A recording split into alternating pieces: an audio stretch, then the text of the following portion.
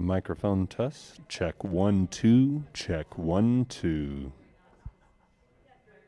One more microphone test. Check 1, 2. Check 1, 2.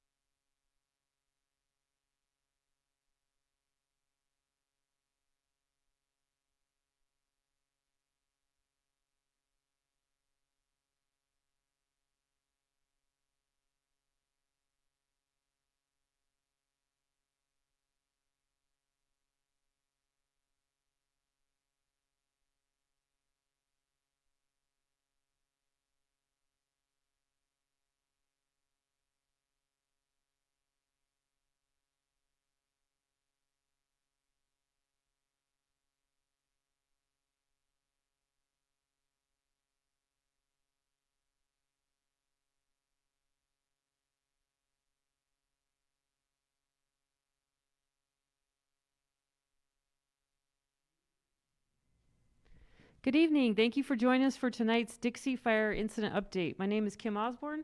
I'm Public Information Officer with Great Basin Team 1. First, let me bring you up to the latest numbers regarding the Dixie Fire. The fire is currently at 800,600, I'm having the hardest time here. 865,703 with 55% contained. There are currently 3,903 people. First, we'd like to introduce our incident meteorologist, Jack Messick. Thank you, Kim, and good evening, everyone. All right. The last 2 days of August, we had some pretty strong winds over the fire that gusted as high as 38 miles an hour in a lot of locations, actually. So instead of that happening, though, over the next couple of days, where wind speeds like that obviously will drive fire. In fact, wind is the most important thing when it comes to figuring out what a fire is going to do in terms of weather elements.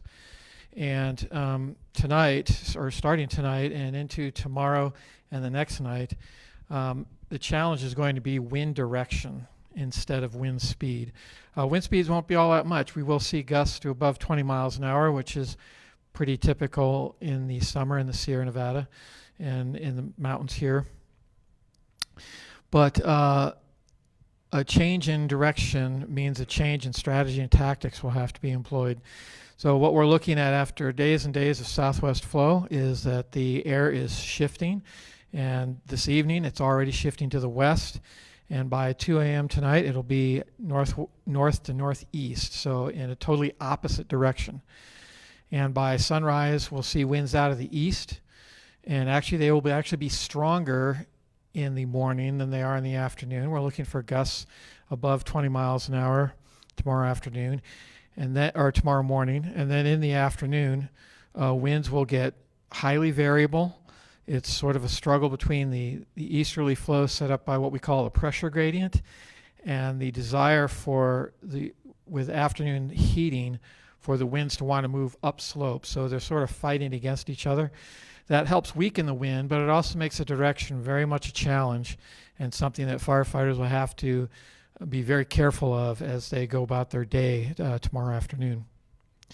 We have been through a sort of a cooling down period that is changing as of today. Tomorrow we start warming up about 3 degrees tomorrow, and then another 4 to 5 the next day. And so by Labor Day, we'll be hitting our peak, and there'll be a lot of locations, especially in the lower elevations, below even Quincy, will be around 100 degrees on Labor Day. And that's sort of when the temperature is going to peak, because we have a cold front coming in. At least it appears we do. It's a long way away. We're not quite sure it's going to happen. But this could prove to be another significant challenge to fighting this fire. Be very similar to what happened on the last 2 days of August. Very strong wind, still very warm, very dry. All of these things not helping the fire. In fact, we may even get some thunderstorms out of it, depending on how far south this storm tracks. So the further south, the more likelihood of that. We'll have questions at the end of this, and I certainly welcome any if you have any questions about what's going on with the weather.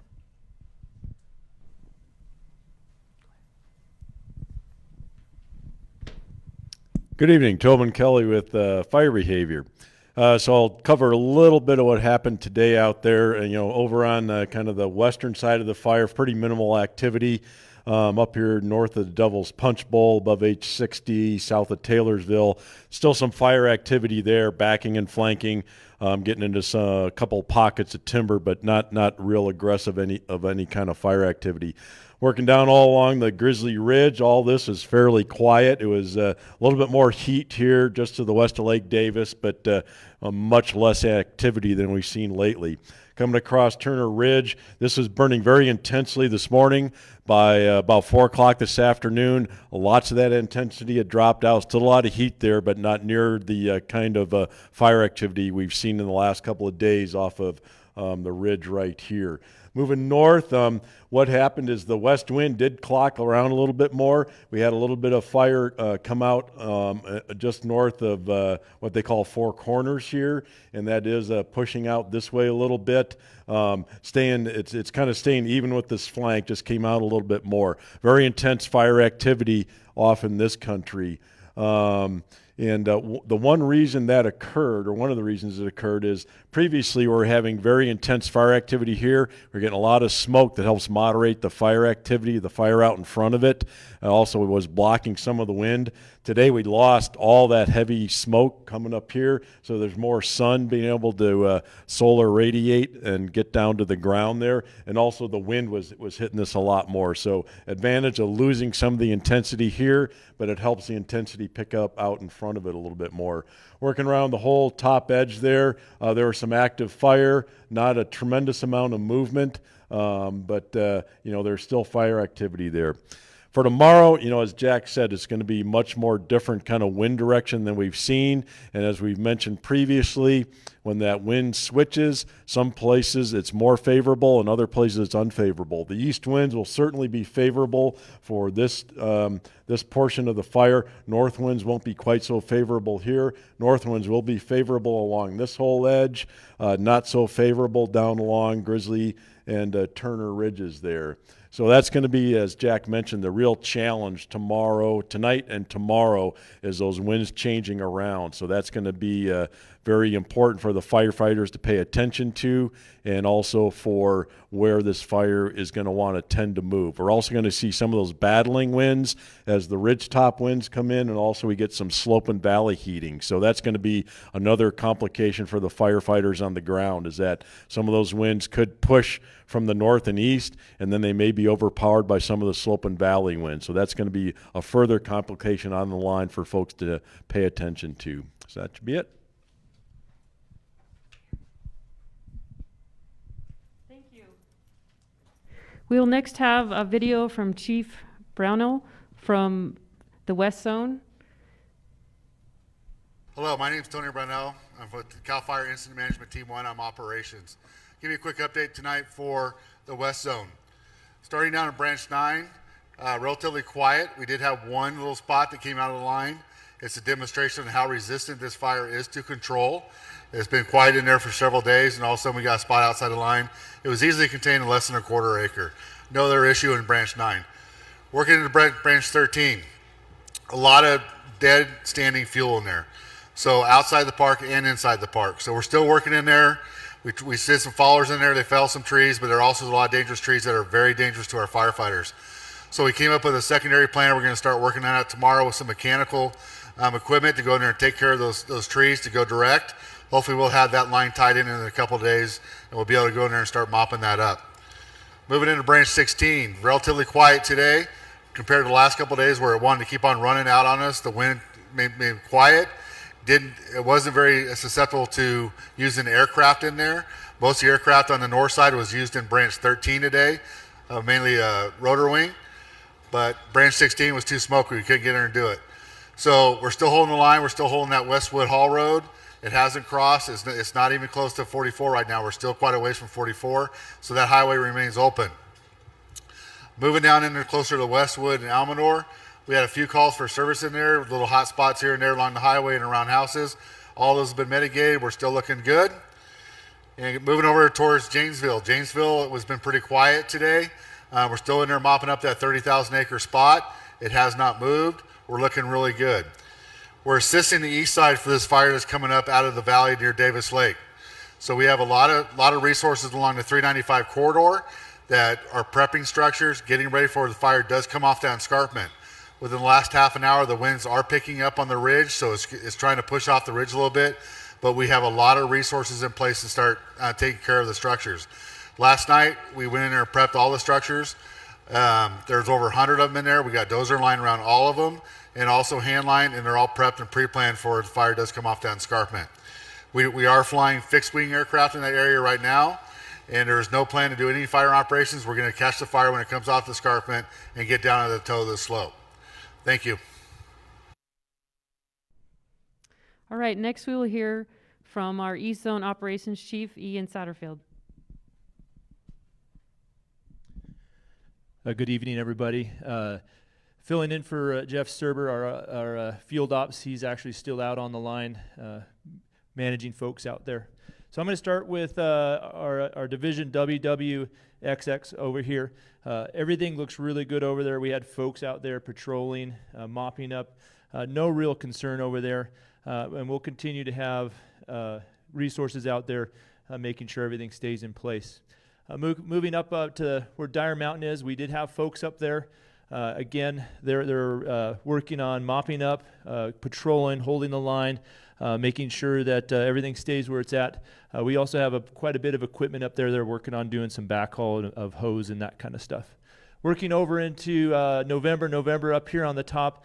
Real good day for the folks up there. They were also patrolling, securing, mopping up. No issues all day long. Working into Indian Valley, where we have Division UU, just outside of Taylorsville. All our lines on the north end of this section have been completed. It's all plumbed. We have hose in here, and everything looks really good. We had crews on the north end of this, and they are improving the road system as well as some dozer line. And they are also looking for opportunities to be able to cut some of the size of this thing off. So they've got a plan in place and have dozers working actually currently punching in line across all the way in here. So we're able to kind of cut this piece of this piece of land off. That way we don't have to deal with it. The great thing that we have going here is that this Devil's Punch Bowl today was fairly calm. We had air resources in there, keep it in check, and we're developing a good plan together to deal with that when weather and the fire behavior gives us an opportunity. Working into the Genesee Valley, we had a good day in here, no movement.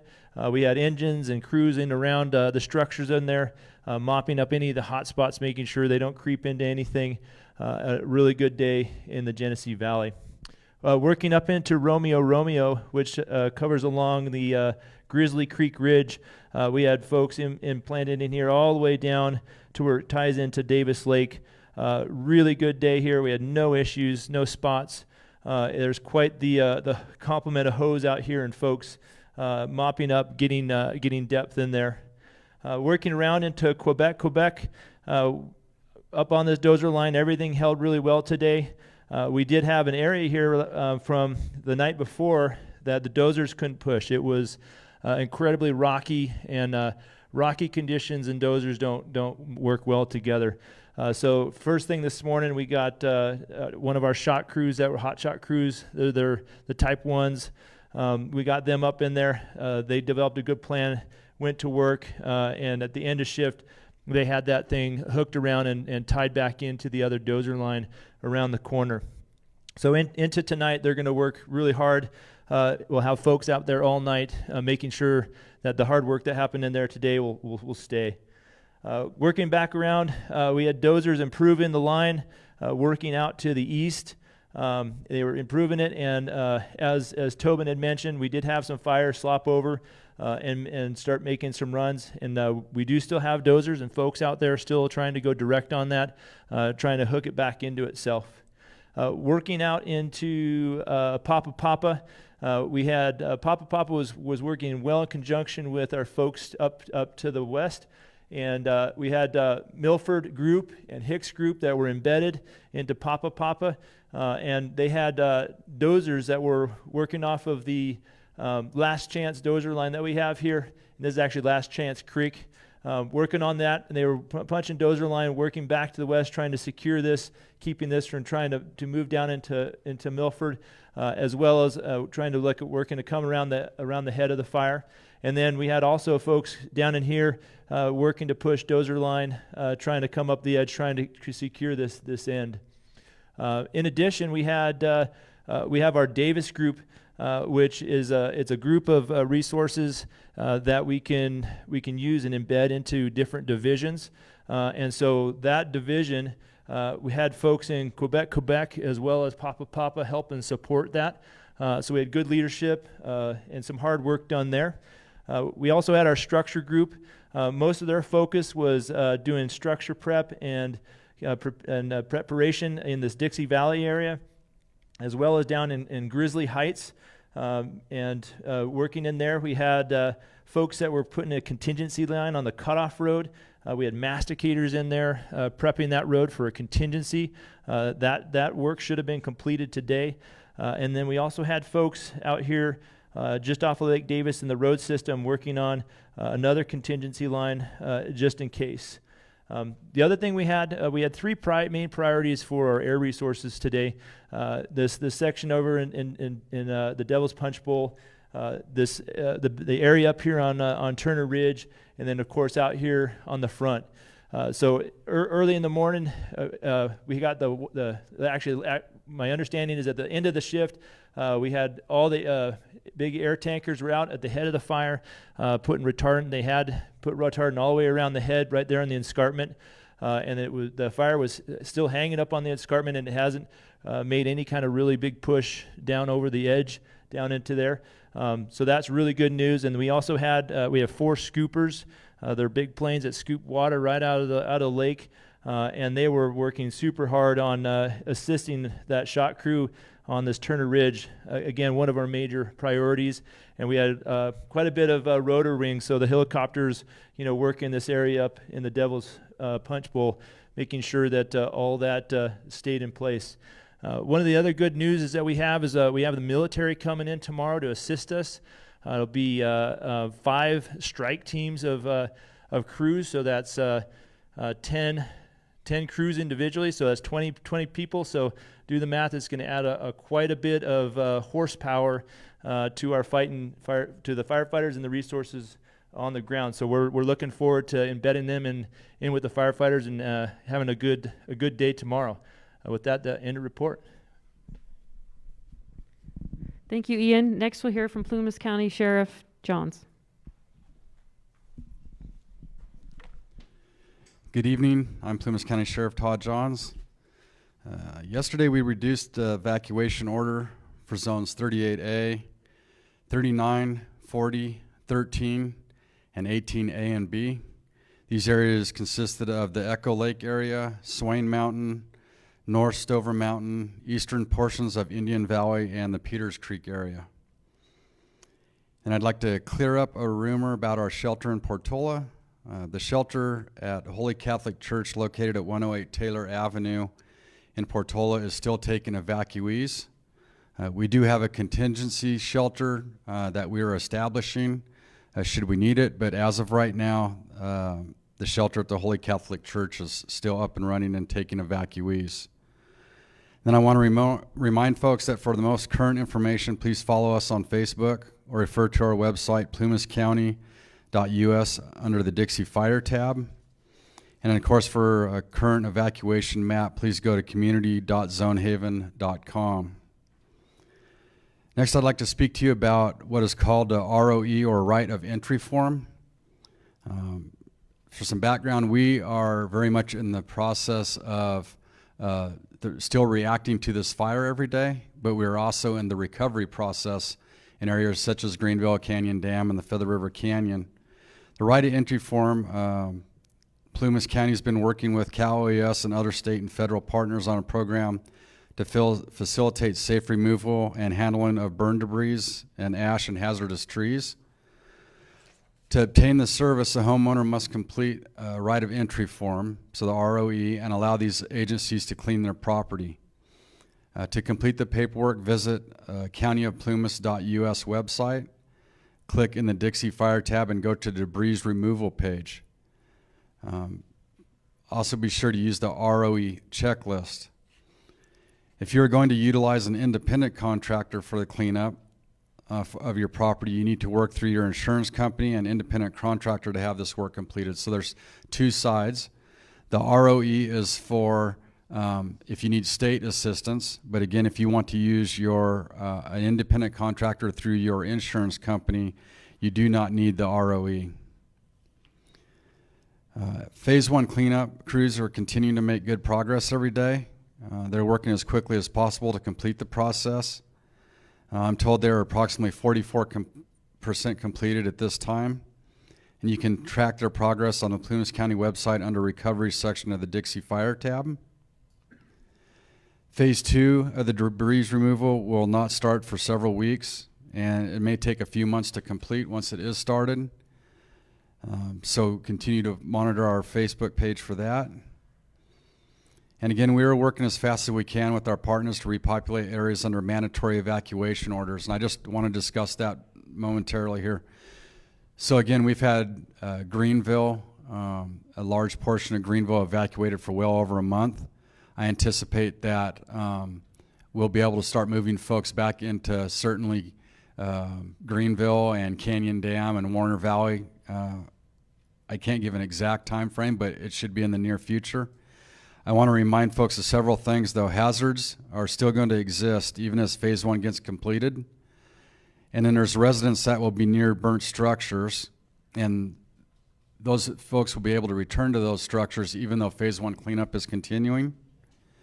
There's a strong chance that water will not be potable, and that there could even be a no boil, no use recommendation, which means that you can't even use the water to brush your teeth, and you should take short showers and things like that.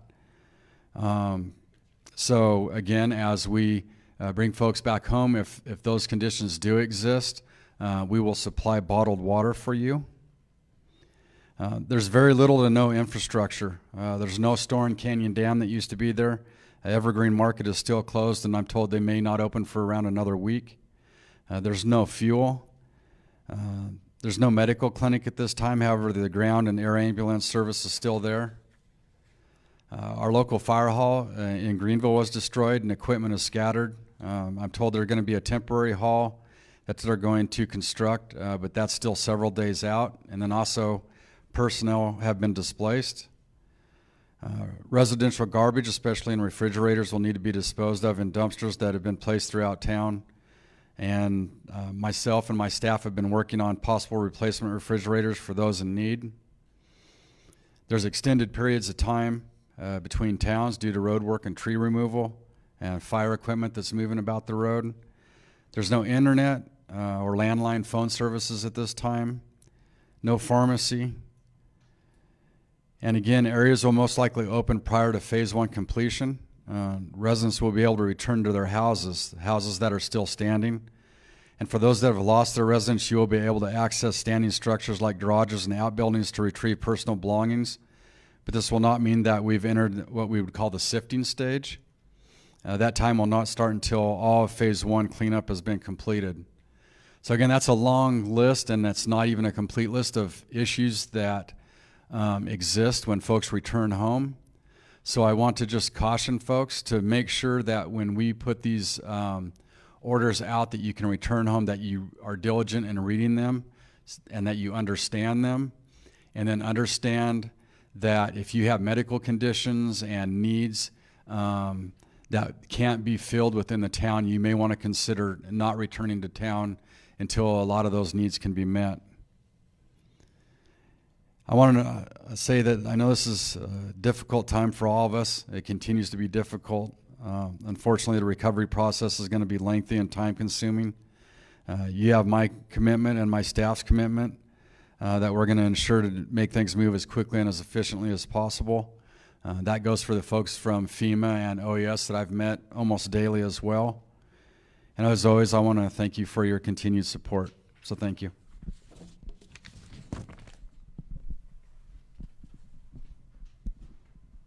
Thank you, Sheriff. Now we'll watch a video from Sheriff Dean Groden from Lassen County. Hello, this is Lassen County Sheriff Dean Groden. It is the second, about 6:20 p.m. So we didn't change any warnings or orders today. We had a significant fire activity, up over the escarpment. We did have some areas where it came over the escarpment, but hasn't as of now made any major runs down into the valley. Everything is going to stay status quo, at least for the time being. People right now, there's a lot of traffic on Highway 395. People really need to be paying attention, watching their speeds. There's a lot of smoke. and that, the smoke columns moving all over the place, and you just don't know what the wind's going to do, what the fire's going to do. So we know we have a lot of people under evacuation orders in this area. We ask that you be patient with us. We'll be working with the team each day to discuss what our options are as far as the potential for letting people go home and so on. But right now, as you see, behind me, up above, this Hurlong area really right now. But there's a significant amount of fire all the way from Hurlong around to, that Milford area running straight back beyond the escarpment. So there's a lot of potential right now for a variety of areas. Luckily, I know there's been some comments online and so on about, the lack of aircraft. There's been a lot of aircraft today. The column shifted to the south, and they've been able to get a lot of the large tankers in, dropping retardant, trying to create that line on the north side of this fire to protect that, primarily, that Milford area and so on. So we're hoping that the weather holds for us, that they're able to keep holding that north line to protect Milford and all that country. Just want to thank everyone working so hard on these fires.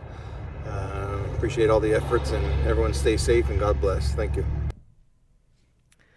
All right, next we will hear from Agency Administrator for the U.S. Forest Service, Plumas National Forest, Chris Carlton.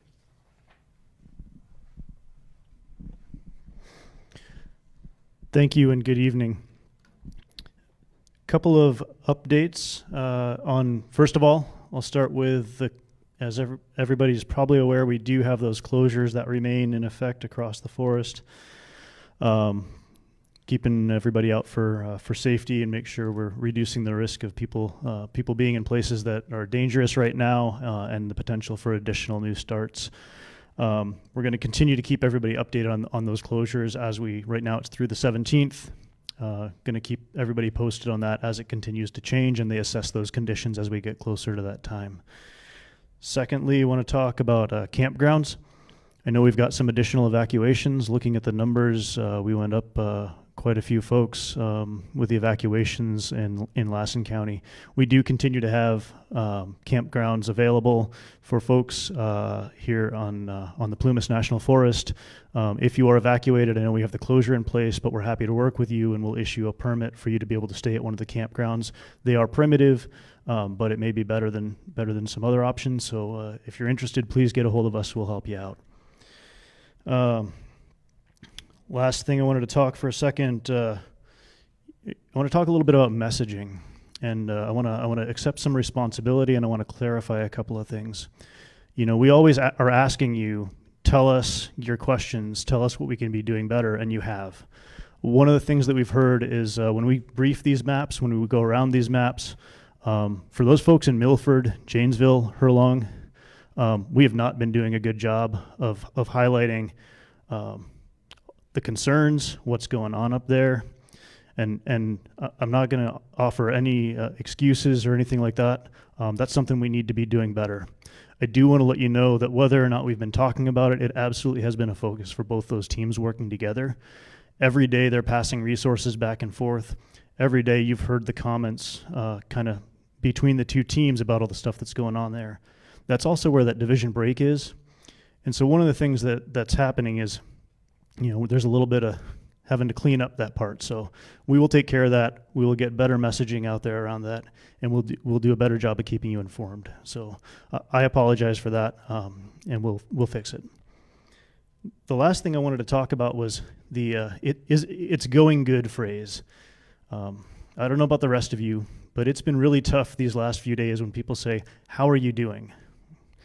I don't know how to answer that question. I think a lot of you definitely don't know how to answer that question. We're 40-something days into a fire that's 866,000 acres, devastated communities, devastated a lot of the places we love, and shows no signs of wanting to stop. So are we having good days? We absolutely are. Are we having bad days? Yes, we are. We've seen a couple of those. I'd love to say we don't have any more ahead of us, but I can't say that, and nobody here can say that. What I can say is we have every firefighter and every first responder here, regardless of what uniform they wear, what team they're on, working as hard as they can day and night to put this fire out, to keep you safe and to keep communities safe. That's not going to change no matter what happens until we're done with this. So I really appreciate your time. Wish you a good, safe evening, and thank you.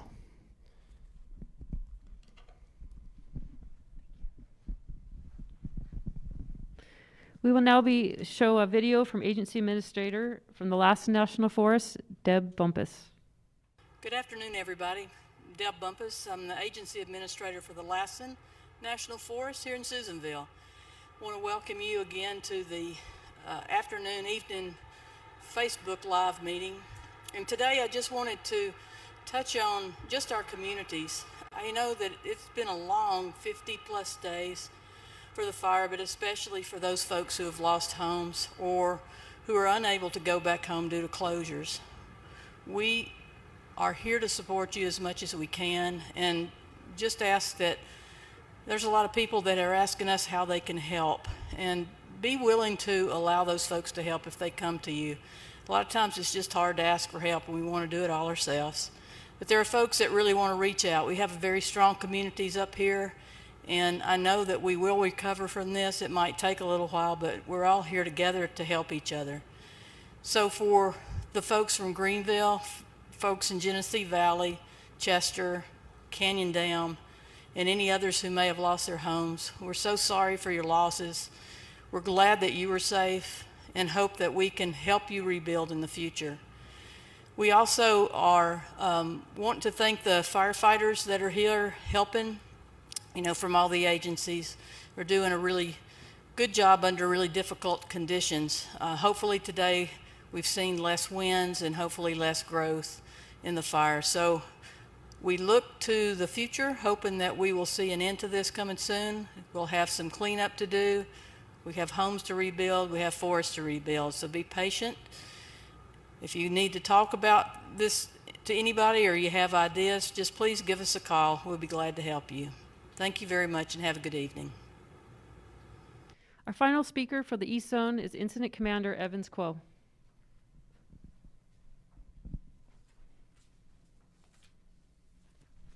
Thank you, Kim. Good evening, ladies and gentlemen. On behalf of Nick Truax, Incident Commander, CAL FIRE Team 1, and myself, Evans Quo, Great Basin Team 1, thank you all for joining us. And also thanks to the sheriffs of both Lassen and Plumas County for their support. So as you heard from our incident meteorologist, our fire behavior analyst, and as well as operations of both sides, yeah, we're still not catching that break from that weather.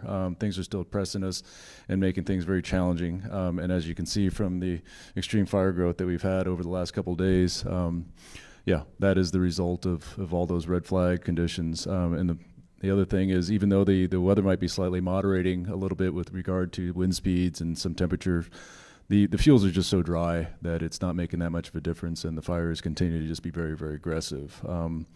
One little bit of good news for this area in the Dixie Valley is, the terrain is a little gentler in this area, so it's a lot more conducive for us to run bulldozers and other heavy equipment in there and be able to get in close on the fire. So you may have heard our operations talk about going direct and pushing direct dozer line right up against the edge of the fire, or as close to it as they possibly can, as opposed to elsewhere on the fire where we had to go more indirect because the hillsides were just so steep we couldn't engage the fire on there.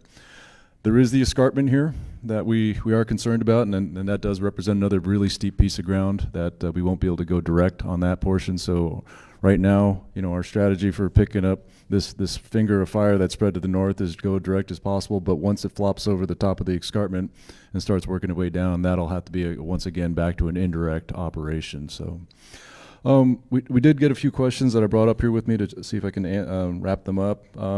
So let's talk about Diamond Mountain escarpment up by Black Mountain Communication Site. Yes, as of about a half hour ago, operations reported that it was teetering right on the edge. So yes, it's poised right on the edge. But for the most part, based on what we were able to observe, both from the bottom, from the air, people flying around the aircraft, as well as from up at the Black Mountain Look Site, because the winds were for the most part this way, they're coming out of the west. The fire was working its way laterally across the top of the escarpment, and at some point probably come over more into the Furlong or Herlong area as opposed to away from Milford. So I think that hopefully that answers that question. You know, is it likely to come down? Yeah, could very well. The fire history in this area is you get a lot of downslope winds coming down the escarpment, and they're pretty vigorous, very similar to what we were seeing over here in the red flag days. So it's very possible that fire could go down the hill and work its way towards 395 with a fair rate of spread. Hence the need for coordination with the Lassen County Sheriff's Office to enforce those mandatory evacuations. That said, we also invested a tremendous amount of retardant from fixed wing large air tankers in this area, as well as a lot of helicopter support and scooper drops in the area as an attempt to try to slow it down, keep it down there until better conditions for it to come down. I mean, we just don't want it to come down during the heat of the day when the winds are blowing really hard. If it has to come down, it better if it came down at night when it'd be calmer and a little easier for us to control. Let's see. So we also got some questions about how are we organized? Who's managing that side of the fire? To be honest, it's a joint operation. It's something that we worked out with Cal Fire Team 1 the other day. A lot of it has to do with access, since most of their folks are working along 395 up towards Susanville on this side of the fire. It was a lot easier for them to access it from that side, as opposed to where our folks are over in Quincy, or we have a spike camp down here just east of Portola. So what we worked out was a lot of the structure protection and what we're going to do once the fire comes down to 395.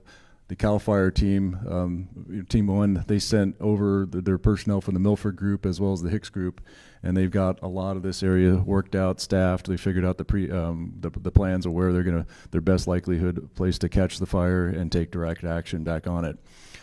Our folks coming from the East Zone are chasing this fire, getting up around it, and as you heard Ian, our operations section chief, talk about, we're going as direct as possible to pick up the sides of this thing, and then the part of the tip of the fire where that is poised on the edge, teetering over. That'll probably have to wait and see what it does, see if all the retardant we dropped with the aircraft holds it, or if it continues down. In which case, then all the contingency plans that Cal Fire Team 1 is working on in this area will then go into play. So it's like we said, it's a joint operation.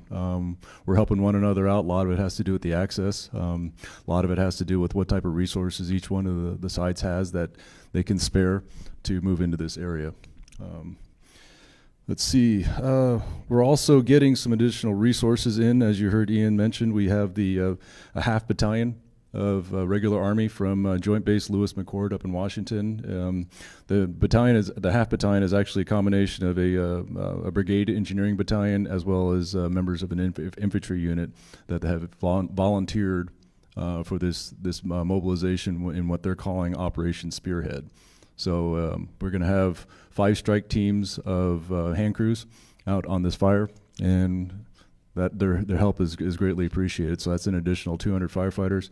In addition to that, thanks to the Lassen MODOC unit, Cal Fire unit, Chief Packwood, his unit is able to periodically, whenever we have a need, surge a lot of their initial attack resources that aren't otherwise occupied, help us out like they did the other night. When we started trying to when we initiated dozer line operation in there.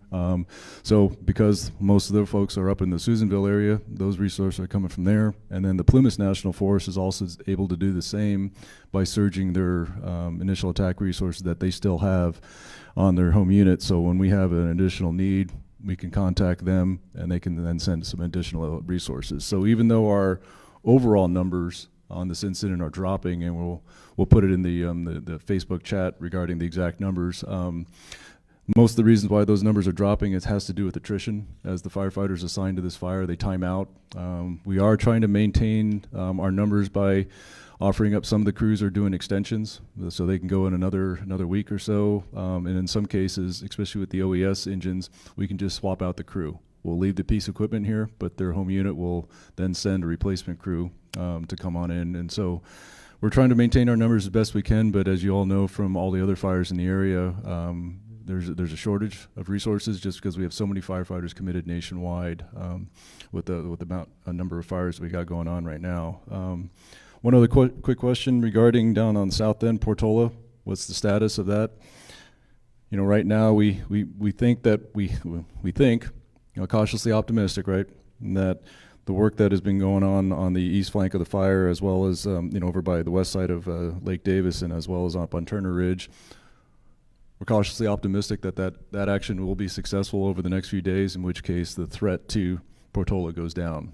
But in the event we start getting kind of a more of a northerly wind push and we lose that line, and then we end up having to commit to some contingency actions, well, then that threat level then goes up a little bit. But we will continue to keep folks updated as far as if and when that does happen. We do have things worked out with the sheriff in Plumas County, as well as Sierra County farther to the south, in the event we were to get fire spread to the south. Let's see, are there any other questions from the folks, Kim?